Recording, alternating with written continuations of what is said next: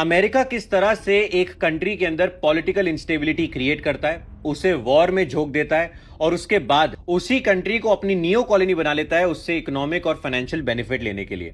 यह समझने के लिए आप सिर्फ रशिया यूक्रेन की आज की कहानी देख लो। अब यूएस प्रेसिडेंट कह रहे हैं कि जेलेंस्की जो यूक्रेन के प्रेसिडेंट है कि तुम्हारे हाथ में फाइनल डिसीजन है, अब तुम ये सीज फायर एक्सेप्ट कर लो, नेटो का पार्ट बनने का सपना छोड़ दो और अपनी कंट्री में सीज फायर करा लो। ये वही वेस्टर्न वर्ल्ड है, वही यूएस है जो पहले नेटो ज्वाइन कराने की बात कर रहा था यूक्रेन को, जिसकी वजह से रशिया यूक्रेन का वॉर हुआ। अब जब ये वॉर शुरू हो गया तो किसने हेल्प करी शुरू में? यूक्रेन की इन्हीं वेस्टर्न कंट्रीज ने, अमेरिका ने। ये एक काइंड ऑफ इनका इन्वेस्टमेंट था। अब ये इन्वेस्टमेंट लगाया तो यूक्रेन ने वॉर शुरू कर दी। उन्हें लगा रहे हम तो लड़ लेंगे, आपने पहले सुना होगा देखो यूक्रेन लड़ रहा है रशिया से, बट उसके बाद यही हेल्प पीछे खींच ली। अब जब हेल्प पीछे खींच ली तो रशिया बेस्ट बन गया। रशिया ने 20% यूक्रेन का पार्ट अपना पार्ट बना लिया। अब अगर सीजफायर होती भी है तो यह 20% पार्ट रशिया के पास रहेगा।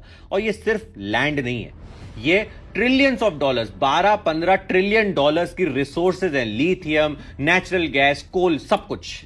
बट अमेरिका का फायदा कैसे हुआ? ये जो बचा हुआ 80% पार्ट है यूक्रेन का, अब यहां पे तबाही हो चुकी है, यहां पे बिल्डिंग्स टूट चुकी हैं, गिर चुकी हैं। अब यहां पे नेचुरल रिसोर्सेज का दोबारा कैसे ग्रोथ होगी, कैसे बिल्डिंग्स बनेंगी? अब इसको बनाने के लिए आ रहा है यूएस साथ में। यूएस कह रहा है कि अब एक रिकंस्ट्रक्शन फंड बनाते हैं, 50% पार्ट उसका हम होंगे 3 बोर्ड मेंबर्स, 50% यूक्रेन के 3 बोर्ड मेंबर्स होंगे। उसके बाद ये जो रिकंस्ट्रक्शन होगी ये अमेरिकन कंपनीज करने में हेल्प करेंगी और जो नेचुरल रिसोर्सेज निकलेंगी यूक्रेन के 80% पार्ट से, 20% बोला ना रशिया ले गया, अब 80% पार्ट से निकलेगी।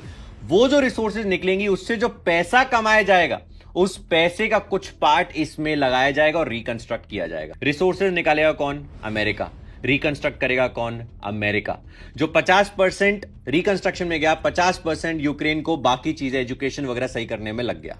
बट सारा जो इसमें माल और प्रॉफिट है वो किसके पास गया? सब निकालने का, बनाने का यूएस के पास। और ये सारी रिसोर्सेज वो ले लेगा यूक्रेन से, क्योंकि अभी तक रिसोर्सेज लेते थे चाइना से, रेयर अर्थ और उसके अलावा लिथियम वगैरह। अब कहां से लेंगे? यूक्रेन से निकालेंगे और अपने पास लेके जाएंगे, बाकी रशिया लेके जाएगा। नुकसान किसका हुआ? यूक्रेन का। यही कंडीशन बांग्लादेश की थी, यही कंडीशन पाकिस्तान की थी और यही कंडीशन इंडिया में क्रिएट करने की कोशिश कर रहे हैं, क्योंकि इंडिया की पॉलिटिकल स्टेबिलिटी को हिला नहीं पा रहे। Indians, we need to wake up, learn from Ukraine. Oh, sorry, Russia. Don't learn from Ukraine. जय हिंद, जय भारत।